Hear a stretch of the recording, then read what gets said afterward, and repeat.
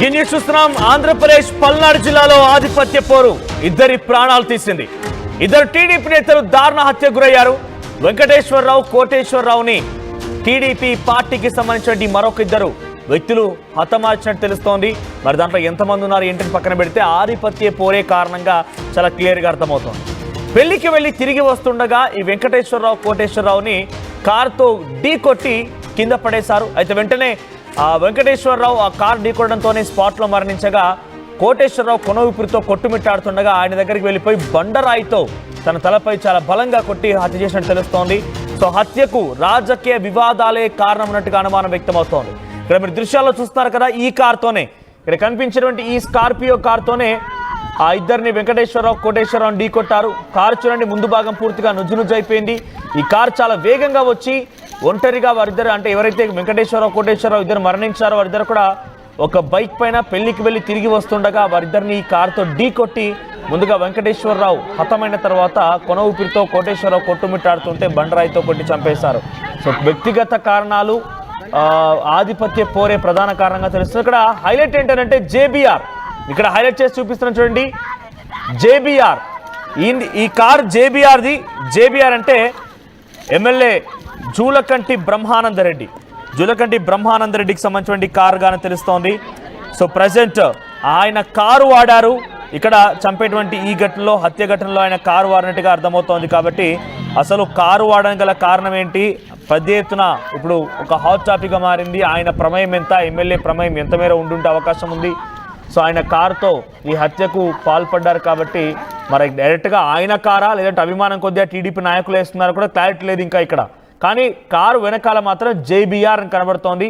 Julakanti Brahmanandareddy MLA, TDP party. So ఆయన car వెనకాల అది ఉండడంతో ఇది ఆయన కార్ అనేటువంటి ఒక చర్చ జరుగుతున్నప్పటికీ అసలు వాస్తవాలు తెలియాల్సి ఉంది. మా మరిన్ని అప్డేట్స్ మా ప్రతినిధి ఏపీ ఇన్పుట్ ఎడిటర్ కృష్ణమోహన్ అందిస్తారు. కృష్ణమోహన్, సో ఇక్కడ వెంకటేశ్వరరావు, కోటేశ్వరరావుని చంపినటువంటి ఆ వ్యక్తులు ఎవరు, ఎందుకు ఈ రకంగా చేయాల్సి వచ్చింది? ఇక్కడ కారు కూడా జేబీఆర్ అని కనబడుతోంది కాబట్టి ఎమ్మెల్యే కారే అన్నట్టుగా అనుమానం వ్యక్తమవుతోంది. కాబట్టి అప్డేట్స్ ఏంటి ఈ విషయంలో? అంటే దీంట్లో ఒకటి క్లారిటీ, అది ఎమ్మెల్యే కారు కాదు, ఎమ్మెల్యేకి సంబంధించిన అనుచరులు ఎవరైతే ఉన్నారో వాళ్ళు అభిమానంతో జేబీఆర్ అని వేసుకున్న కారు మొదటి అది క్లారిటీ. రెండవది ఏంటంటే ఇక్కడ ఆధిపత్య పోరు జరుగుతుంది. ఏదైతే మాచర్ల, పల్నాడు జిల్లా మాచర్ల నియోజకవర్గంలో లోని గుడ్లపాడు గ్రామానికి చెందిన టీడీపీ నేతలు దేవిశెట్టి వెంకటేశ్వర్లు కావచ్చు, అలియాస్ మొద్దయ్య అంటారు ఇతన్ని, అలాగే సోదరుడు దేవిశెట్టి కోటేశ్వరరావు, అదే పార్టీకి సంబంధించిన వీళ్ళిద్దరు కూడా ఒక పెళ్లికి వెళ్ళి కూర్చొని టీ తాగుతున్న సమయంలో ఒక చిన్నపాటి రిక్కీ జరిగింది. ఆ రిక్కీ జరిగిన వెంటనే ఈ కారులో వచ్చిన కొంతమంది వీళ్ళు పూర్తిగా కూడా కారుతో నేరుగా వచ్చి వెహికల్, అంటే ఇన్నోవా వెహికల్ తో నేరుగా వచ్చి వీళ్ళిద్దరి మీద తొక్కిచ్చే ప్రయత్నం చేశారు. దిగిన తర్వాత కూడా చనిపోకపోవడంతో దిగిన తర్వాత కూడా బండరాయితో మోదీ ఇద్దరిని చంపేసిన పరిస్థితి. అయితే దీంట్లో ఇప్పుడు కొంత ప్రత్యక్ష సాక్షులు కూడా దీని మీద ఏం జరిగిందో, సంఘటనలో జరిగిన వివరాలన్నట్టు కూడా సేకరించిన పరిస్థితి అయితే ఉంది. అయితే ఇక్కడ ఇదే వ్యవహారం మీద రెండు వర్గాల మధ్య జరుగుతున్న ఆధిపత్య పోరు, టీడీపీ పార్టీలో కొంతకాలంగా రెండు వర్గాల మధ్య ఆధిపత్య పోరు సాగుతోంది. రెండు వర్గాలు ప్రతిదాడులు కూడా సాగిస్తున్నారు. ఈ క్రమంలోనే ఈ వ్యవహారంలోనే ఈ హత్య జరగడం కొంచెం సంచలనం సృష్టించింది. ఎందుకంటే మాచర్లలో ఈ వ్యవహారం జరగడం అనేది కొంత ఇబ్బందికరమైన అంశంగానే జరిగింది. వీళ్ళిద్దరు కూడా ఒక వివాహానికి నక్కలగూడెంలో, అంటే అది తెలంగాణలో ఉన్న నక్కలగూడెంలో వివాహానికి అటెండ్ అయ్యి అక్కడి నుంచి శనివారం సాయంత్రం స్వగ్రామానికి బైక్ మీద వస్తుండగా గోదులవీడు మధ్య గుండ్లపాడు గ్రామానికి చెందిన అక్కడ ఆగి టీ తాగుతున్న సమయంలో టీడీపీ నేతలు కొంతమంది అదే ప్రాంతానికి సంబంధించిన వాళ్ళు స్కార్పియో వాహనంతో నిందితులను ఢీకొట్టారు. అయితే దీంతో ముద్దయ్య, కోటేశ్వరరావు ఇద్దరు ఎగిరి రోడ్డు మీద పొలాల్లో పడ్డారు. అంతటితో ఆ నిందితులు ఆగలేదు. అదే వాహనంతో వారిని తొక్కించి బండరాళ్లు, మరణాలతో మోదీ హత్య చేసి పరారయ్యారు. అయితే ముద్దయ్య అల్లుడు తోట ఆంజనేయులు అక్కడ పోలీసులకి కూడా ఒక స్టేట్మెంట్ ఇచ్చిన పరిస్థితి ఉంది. వీళ్ళకి సంబంధించిన బంధువులే తర్వాత ఇద్దరు ముగ్గురు ఈ హత్యలో పాల్గొన్నట్టుగా కొంత సమాచారం అయితే క్లియర్ గా ఆయన ఆ స్పాట్ లో చెప్పారు. అది ఈ నేపథ్యంలోనే పల్నాడు ఎస్పీ కంచి శ్రీనివాసరావు కూడా సంఘటనా స్థలానికి వచ్చారు. అక్కడ పూర్తిగా జరిగింది చూసిన తర్వాత ఇది టీడీపీలో అంతర్గత పోరు అనేది ఆయన కూడా ఒక వీడియోను కూడా విడుదల చేసిన పరిస్థితి అయితే ఉంది. అయితే ఇక్కడ ఆసక్తికరమైన అంశం ఏంటంటే ఈ రోజు పల్లా శ్రీనివాస్ ఒక స్టేట్మెంట్ ని రిలీజ్ చేశారు. ఈ స్టేట్మెంట్ లో ఇది వైసీపీ కుట్రలో భాగంగానే ఇది జరిగింది అనేది ఆయన కూడా స్టేట్మెంట్ చేయడంతో ఇప్పుడు ఇది కొంచెం పొలిటికల్ టర్న్ తీసుకుంది. పల్లా శ్రీనివాసరావు మరి ఆధిపత్య పోరులో చంపేసుకునేంత హత్యలు అంతటి దారుణమైన పరిస్థితి అంటే ప్రత్యర్థి పార్టీలకు ఉంటాయి. కొంత ఆర్థిక లావాదేవీలో లేకుంటే బిజినెస్ అనగదొక్కుతున్నారనో తనకు రావాల్సినటువంటి ఆర్థిక అంశాలని కట్ చేశారనో ప్రత్యర్థి పార్టీల మధ్య ఉంటే ఉండొచ్చు. కానీ ఒకే పార్టీకి సంబంధించినటువంటి వ్యక్తుల మధ్య ఇంత ఆధిపత్య పోరు ఏం జరిగి ఉంటుంది? అంటే వారు దేనికోసం పోటీ పడుతున్నారు? ఆధిపత్య పోరు అనేటువంటి మాటలు ఎలా డిఫైన్ చేయాలి మనం? అంటే ఇక్కడ బేసిక్ గా పల్నాడు జిల్లా కావచ్చు కొంత ఫ్యాక్షన్ కి పెట్టింది పేరు. పార్టీలు వేరైనా ఆధిపత్య పౌరు పార్టీలు అంటే ఆ ఊర్లలో గ్రామాలలో గ్రామాల పెత్తనం మా కంట్రోల్లో ఉండాలి. రాయలసీమ ప్రాంతాల్లో ఏ విధంగా పెత్తనం అంటే గ్రామాల్లో పట్టు కోసం ఏ విధంగా ఈ హత్యలు జరుగుతాయో, ఫ్యాక్షన్ మటర్లు జరుగుతాయో సేమ్ అదే పరిస్థితి పల్నాడు జిల్లాలో కూడా జరిగింది అనేది చెప్పాలి.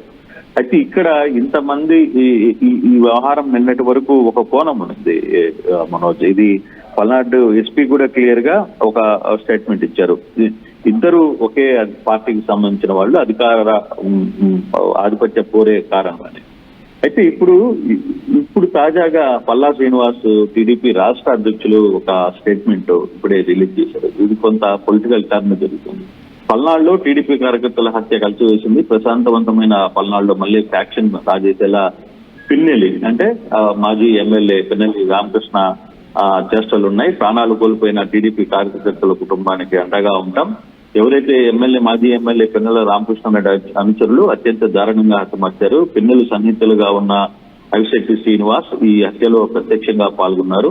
మాచర్ల నుంచి వారి స్వగ్రామమైన బైక్ వస్తుండగా స్కార్పియో వాహనంతో ఢీకొట్టి వేటగొడవలతో అత్యంత చంపారన్నది.